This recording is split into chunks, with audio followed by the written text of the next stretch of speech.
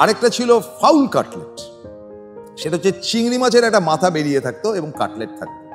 কিন্তু fish fry নামক কোনো বস্তু ছিল না। ফিশ ফ্রাই অনেক পরে আসে।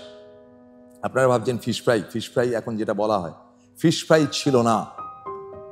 আর ছিল যেটা, সেটা হচ্ছে মোগলাই পরোটা। সব জায়গায় না, ধর্মতলা অঞ্চলে একেবারেই স্পেশাল ধরনের মোগলাই পরোটা, এবং মোগলাই পরোটার ওই স্বাদ, এটা ছিল রিগাল সিনেমা বলে একটা সিনেমা হল ছিল ধর্মতলা স্ট্রিটে। মানে ধর্মতলায় আপনি প্রবেশ করলেই ডান দিকে পড়তো এই মোগলাই পরোটার দোকান, এবং দেদার ভিড় হতো।